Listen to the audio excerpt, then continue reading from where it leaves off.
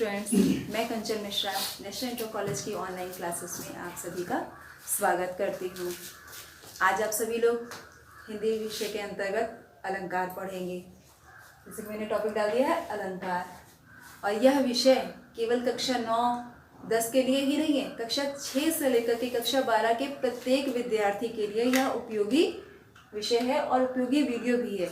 इसे आप देखेंगे और समझ जाएंगे। आपको ना ही रटने की आवश्यकता है और ना ही ज़्यादा लिखने पढ़ने की आवश्यकता। देखेंगे उदाहरण में मैंने पंक्ति लिखी है, रघुपति राघव राजा राम। परिभाषा हमारी क्या कहती है अनुप्रास की, कि जहाँ कहीं अर्थात जिस पंक्ति में किसी वर्ण की आवृत्ति एक से अधिक बार हो। वर्ण हमारा कौन सा है, किस वर्ण की आवृत्ति हुई है, रा वर्ण की। रघुपति मेरा, राघव मेरा, राजा मेरा और राम मेरा। तो इस पंक्ति में अलंकार आएगा अनुप्रास, क्योंकि इस पंक्ति में 4 बार र वर्ण की आवृत्ति हुई है, इसलिए हमारा अलंकार बनेगा जाकर अनुप्रास। एक और पंक्ति देखेंगे गुप्त जी की कविता की, कि चार चंद्र की, आपके पाठ्यक्रम में भी है, चंद्र की चंचल किरणें, कक्षा 9 के पाठ्यक्रम में भी है, इसलिए मैंने आपको बता दिया कि जब आप काव्य सौंदर्य लिखे तो आपको याद आ जाए। किरणें खेल रही हैं,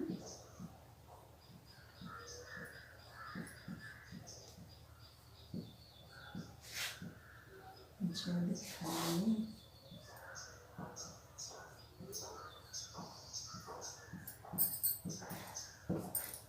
अगली पंक्ति है, ये पहली पंक्ति थी, ये दूसरा आपका उदाहरण होगा कि चार चंद्र की चंचल किरणें खेल रही हैं जल थल में। ठीक है, इसमें देखेंगे चा वर्ण एक से अधिक बार आया है ना। क्या है, चार चंद्र और चंचल। तो चा वर्ण कितनी बार आया है, 3 बार आया है। 3 बार का मतलब एक से अधिक बार आया है। तो इस पंक्ति में भी अलंकार अनुप्रास होगा। समझ में आ गया ना आप लोगों को, कि जिस पंक्ति में कोई भी वर्ण, कोई जरूरी नहीं कि रा हो चा हो, कोई भी वर्ण हो वर्णमाला का एक से यदि अधिक बार आया है तो वहां पर अलंकार अनुप्रास होगा।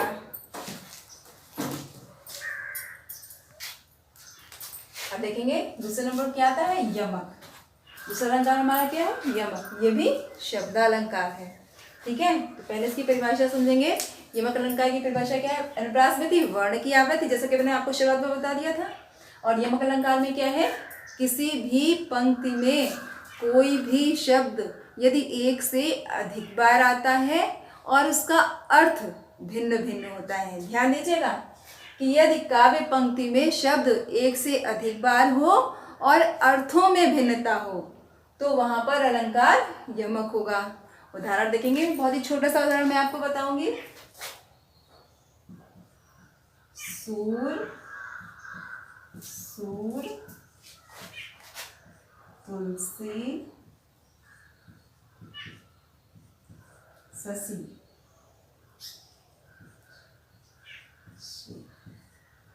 ठीक है, इसमें कौन सा शब्द है, देखेंगे सूर और सूर। लिखा है सूर, सूर, तुलसी, शशि। तो इसमें पहला सूर सूरदास जी के लिए, कवि सूरदास जी के लिए प्रयोग किया गया है। ठीक है, और सूर उनको क्या बताया गया है, सूर्य के समान। ये क्या है, सूर्य। ठीक है, तो एक सूर सूरदास जी के लिए है और एक सूर क्या है, सूर्य के लिए है। तो उनको बताया गया है कि सूरदास किसकी भांति है, आकाश में निकलने वाले सूर्य की भांति है, और तुलसीदास शशि यानी चंद्रमा के समान है ना। तो इस पंक्ति में आपने शब्द का अर्थ स्पष्ट किया कि सूरदास सूर्य के समान है। तो पहले सूर यानी सूरदास जी और दूसरा सूर सूर्य है। समझ में आया। दूसरा देख लेंगे, काली घटा का घमंड घटा। ठीक है, दूसरी पंक्ति क्या है कि काली घटा का घमंड घटा। यहाँ पे कौन सा शब्द है, घटा। एक जैसा है ना, घटा शब्द एक जैसा है, परंतु इसके अर्थ में अंतर है। काली घटा, पहला क्या है, काली घटा अर्थात काले काले बादल, घटाएं कहते हैं बरसात के मौसम में, है ना, घटाएं गिराती, जैसे कि आजकल क्या है, काले काले बादल अचानक आसमान में छा जाते हैं। तो वही है कि काली घटा का घमंड घटा। काले काले बादलों का घमंड कब घट गया, किसी स्त्री के सुंदर काले काले केशों को देख करके काली घटा का घमंड घट गया। तो एक तो घटा है बादल से और दूसरा है कम होने से।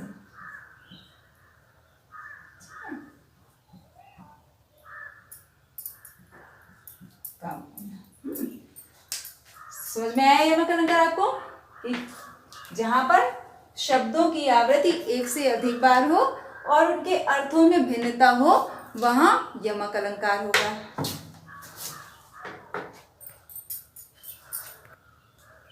देखेंगे अनुप्रास, यमक, और उसके बाद आता है श्लेष। ठीक है, तीसरा क्या है, श्लेष अलंकार। श्लेष की परिभाषा समझेंगे, आप तो दो समझ में आ गए होंगे, तीसरी परिभाषा समझेंगे श्लेष की। श्लेष अलंकार की परिभाषा क्या बनती है कि जिस पंक्ति में, जिस काव्य में, जिस छंद में कोई भी शब्द एक बार आए और उसका अर्थ भिन्न भिन्न हो। यहाँ क्या है, शब्द एक बार, यमक में क्या था, शब्द एक से अधिक बार भी था और अर्थ में भिन्नता थी। ठीक है, और श्लेष में क्या है, शब्द एक ही बार है और अर्थों में भिन्नता है ना। अंतर समझे रहेंगे, वरना जरा कभी आपसे चूक हुई तो आप गलत हो जाएंगे। यहाँ पर यमक में शब्द एक से अधिक बार और अर्थों में भिन्नता, और श्लेष में शब्द एक ही और अर्थ भिन्न भिन्न। ठीक है, तो बहुत ही प्रचलित उदाहरण है कि सुना होगा आपने, मैं उदाहरण आपको बताती हूँ। चरण धरत चिंता करत चितवत चारहु ओर, और सुबरन को खोजत फिरे कवि व्यभिचारी चोर। तो इस दोहे में शब्द कौन सा है, सुबरन। शब्द कौन सा है, दोहा में आपको फिर से दोहराती हूँ। चरण धरत चिंता करत चितवत चारहु ओर, और सुबरन को खोजत फिरे कवि व्यभिचारी चोर। सुबरन शब्द है एक, और इससे कितने लोग जुड़े हैं, 3 लोग। ठीक है, कवि, व्यभिचारी और चोर। अब मैं इस शब्द का आपको पहले अर्थ स्पष्ट करती हूँ। पहला है कवि के लिए, सुबरन यानी सुवर्ण, सुवर्ण का मतलब सुंदर वर्ण। ठीक है, सुबरन, वर्ण मतलब वर्ण, तो क्या है, पहला क्या बनेगा, सुंदर वर्ण। वर्ण मतलब अक्षर। ठीक है, कवि क्या ढूंढता है, जैसे ही चरण धरता था काव्य जगत में, जैसे ही कवि कदम रखता है, चरण धरत यानी कदम रखना, चिंता करत, चिंता क्या करता है, खोजने लगता है, चिंतित होने लगता है, विषय के बारे में, कोई भी विषय उसको मिल जाता है तो उसके बारे में चिंता करने लगता है कि अब मैं इससे संबंधित कौन सी रचना करूं। तो चरण धर चिंता करत चितवत चारों ओर, चितवत चारों ओर देखने लगता है, दृष्टि घुमाने लगता है, देखने लगता है। तो चरण धरत चिंता करत चितवत चारों ओर, और सुवर्ण को खोजत फिरे, क्या करने लगता है, चारों ओर खोजबीन करने लगता है, किसकी, सुंदर वर्णों की। कवि के लिए क्या है, सुंदर वर्ण, उसकी रचना का माध्यम है। बिना शब्दों के काव्य में कोई रचना नहीं होती है, इसलिए कवि की खोज क्या है, जैसे ही काव्य जगत में वो प्रवेश करता है तो वह सुंदर वर्णों की खोज करने लगता है।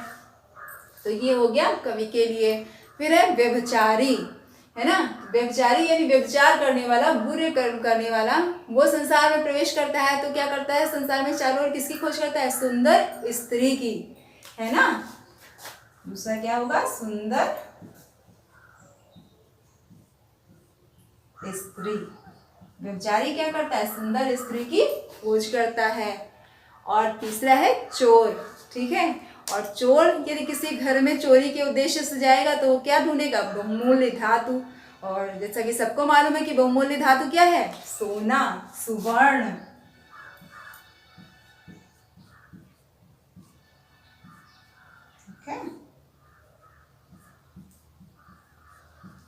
स्वर्ण। तो आपको सुवर्ण के 3 अर्थ स्पष्ट है। सुंदर वर्ण कवि के लिए, और सुंदर स्त्री व्यभिचारी के लिए, और स्वर्ण चोर के लिए। तो आपको श्रेष्ठ अलंकार स्पष्ट हो गया। कक्षा 9 के विद्यार्थी यदि ध्यान से देख रहे होंगे तो उनको अब ये तीनों अलंकार लिखने की भी आवश्यकता नहीं है और बार बार रटने की भी आवश्यकता नहीं है। इतने से मैं उम्मीद करती हूँ कि उनको अच्छे से समझ में आ गए होंगे। ठीक है, कक्षा 10 के विद्यार्थी ध्यान देंगे कि अर्थालंकार उनके पाठ्यक्रम में है, जिसमें उपमा, रूपक और उत्प्रेक्षा, ये 3 अलंकार कक्षा 10 के पाठ्यक्रम में है। ठीक है, तो पहला है उपमा अलंकार। यहाँ क्या होगा, यहाँ शब्दों का प्रयोग नहीं, शब्द के अर्थ का प्रयोग होगा, है ना। शब्द के अर्थ से हम अलंकार को स्पष्ट करेंगे। तो उपमा अलंकार कई प्रकार से समझा जा सकता है। देखिएगा, मैं 1-2 प्रकार से आपको बताऊंगी, समझने का प्रयास कीजिएगा। कि पहला है उपमा अलंकार। इसमें तो पहले 2 भाग होते हैं। उपमा, जैसे कि आप विशेषण और विशेष समझते हैं, उसी प्रकार से इस अलंकार में जब प्रवेश करेंगे तो आएगा उपमेय और उपमान। एक जिससे समानता की जा रही हो और दूसरा जिसकी समानता की जा रही हो। तो पहले परिभाषा देखेंगे उपमा अलंकार की, कि जिस काव्य पंक्ति में किसी वस्तु की किसी दूसरी वस्तु से समानता की जाए, ठीक है, वहाँ उपमा अलंकार होता है। दूसरी परिभाषा क्या बनी कि उपमेय की उपमान से समानता जहाँ की जाती है वहाँ उपमा अलंकार होता है। और तीसरी परिभाषा क्या बनी जा करके कि समान गुण और धर्म के आधार पर, है ना, समान गुण और धर्म के आधार पर जहाँ पर निर्धारण किया जाए वहाँ भी उपमा अलंकार होता है। इसको उदाहरण के तौर पे समझेंगे कि उपमा अलंकार पहला है उपमेय और उपमान, है ना। क्या है, विशेष है और दूसरा विशेषण है। जब भी हम किसी की उपमा देते हैं यानी तुलना करते हैं, किसी की का वर्णन करते हैं, किसी की विशेषता को बताने का प्रयास करते हैं, तो क्या करते हैं, उत्कृष्ट वस्तु से करते हैं, है ना, अच्छी वस्तु से करते हैं। जैसे कि पहले उदाहरण समझेंगे, सीता का मुख चंद्रमा के समान है। देखिए, जैसे कि सीता का मुख चंद्रमा के समान है, क्या भाव है, तुलना का। क्या किया जा रहा है, तुलना की जा रही है। तुलना की जा रही है उपमेय और उपमान में। इसके 2 तत्व आएंगे, पहला आएगा मेय और दूसरा उपमान। ठीक है, और सीता के मुख की तुलना किस किस से की जा रही है, चंद्रमा के समान है, यानी चंद्रमा से की जा रही है। इसके जो जातिवाचक शब्द होते हैं वो क्या होते हैं, से, सम, समता, अर्थात जिस पंक्ति में से हो, सम हो, समता हो या समानता का भाव लिया जा रहा हो, विशेष और विशेषण हो, वहां पर उपमा अलंकार होता है। उदाहरण के तौर पे समझेंगे, उदाहरण लिख करके समझेंगे इसको।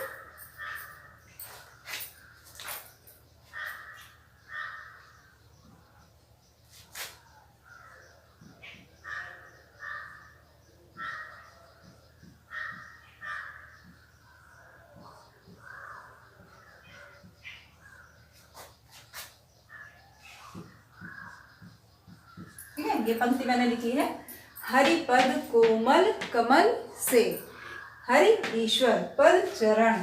तो यहाँ क्या तुलना की जा रही है कि ईश्वर के चरण कोमल है, किसके समान, कमल के समान।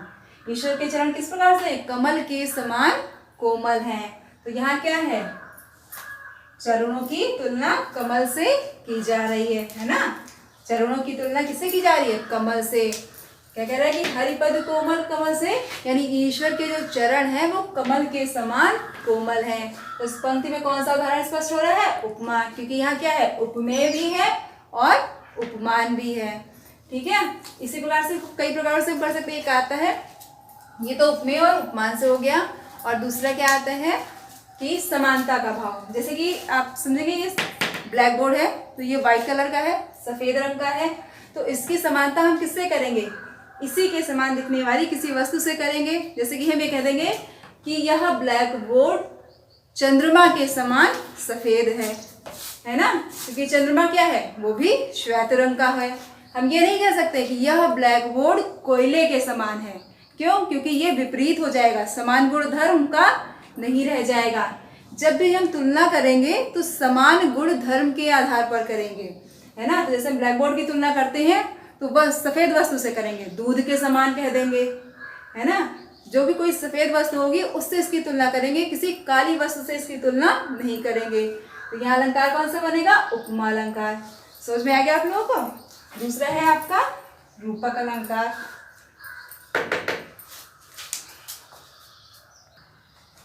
देखेंगे, उपमा हो गया आपका, फिर आता है रूपक अलंकार, है ना। तो उपमा की परिभाषा आपने पढ़ी कि जहाँ कहीं किसी वस्तु से समानता का भाव होता है वहाँ अलंकार उपमा होता है। रूपक में क्या होता है? समानता नहीं की जाती है, भेद रहित आरोप कर दिया जाता है, अर्थात वह वस्तु मान ली जाती है, उसके समान विशेषता नहीं बताई जाती है ना। तो इसका उदाहरण देखेंगे।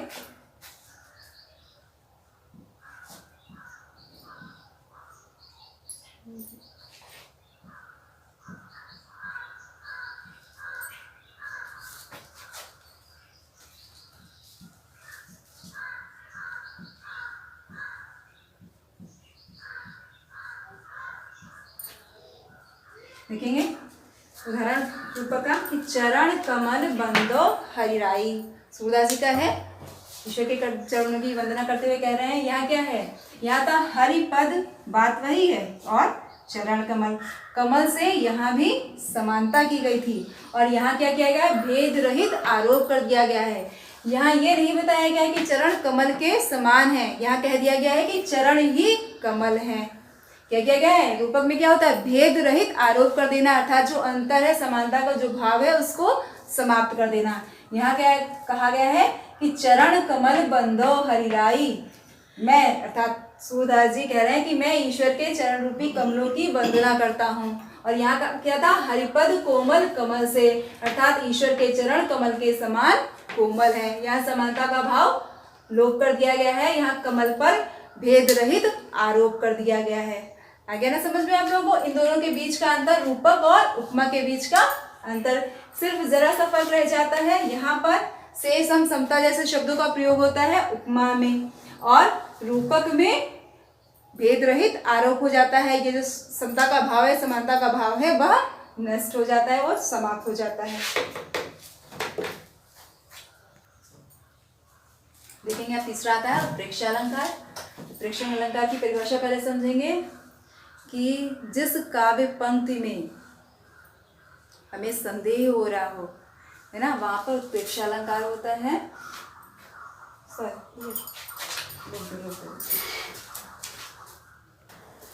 देखेंगे तीसरा है उत्प्रेक्षालंकार। उत्प्रेक्षालंकार का मैंने पहले उदाहरण लिखा है। सोहत ओढ़े पीत पटु श्याम सलोने गात, मनो नीलमणि शैल पर आतु पर्यो प्रभात। सबसे पहले तो परिभाषा समझेंगे। यहाँ क्या था? समानता का भाव था। यहाँ क्या था? भेद रहित आरोप था। यहाँ क्या है? संभावना, है ना, संभावना व्यक्त की जा रही है। उदाहरण के तौर से समझेंगे कि यहाँ है पीत पटु यानी पीले वस्त्र, श्याम सलोने गात, श्री कृष्ण के सांवले गात अर्थात शरीर पर श्री कृष्ण जी ने पीले वस्त्र धारण किए हैं।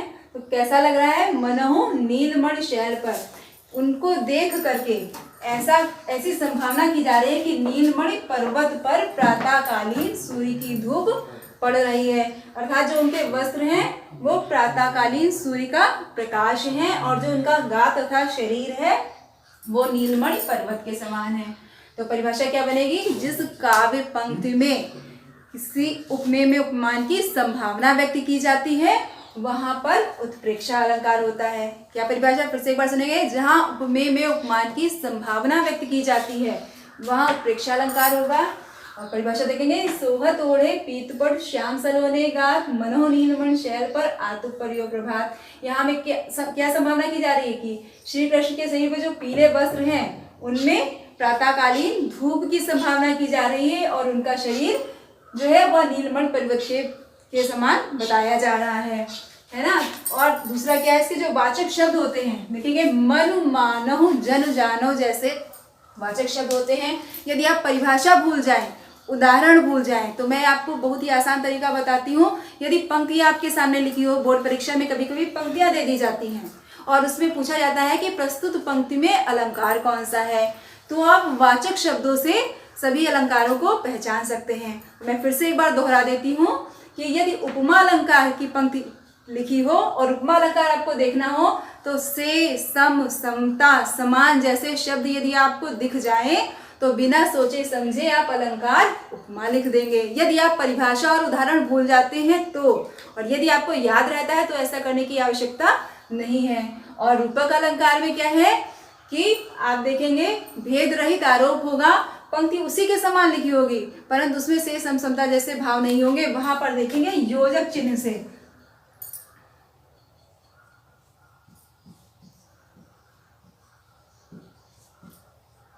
इस प्रकार से जहां पे शब्द लिखा हो, ठीक है, उपमेय और उपमान इस प्रकार से लिखा हो, वहां पर रूपक अलंकार होता है। और उत्प्रेक्षा अलंकार में क्या होता है, मनु, मानव, जनु, जानो जैसे 5 शब्द लिखे हों, वहां पर उत्प्रेक्षा अलंकार होता है। तो इस प्रकार से आप कक्षा 10 के विद्यार्थी अपने अलंकारों, पाठ्यक्रम के अलंकारों को पढ़ सकते हैं और याद कर सकते हैं। इनको ज्यादा लिखने की आवश्यकता नहीं है, केवल और केवल समझने की आवश्यकता है। ये आप आज के वीडियो में आपका अलंकार का विषय समाप्त होता है। ये आज के वीडियो में अलंकार टॉपिक हमारा समाप्त होता है। अगले वीडियो में जब मैं आपसे मिलूंगी तो आपको काव्य सौंदर्य के तत्व के अंतर्गत रस और छंद के बारे में बताऊंगी। ठीक है, इस वीडियो को आप पूरा देखिएगा और देखने के बाद इसको लाइक कीजिएगा। यदि आपको समझ में नहीं आता है तो उसको एक बार फिर से देखने के बाद फिर भी कोई समस्या है, कोई भी टॉपिक आपको क्लियर नहीं हो रहा है तो कमेंट के माध्यम से मुझे बताएंगे। और वीडियो देखने के लिए आप सभी का धन्यवाद।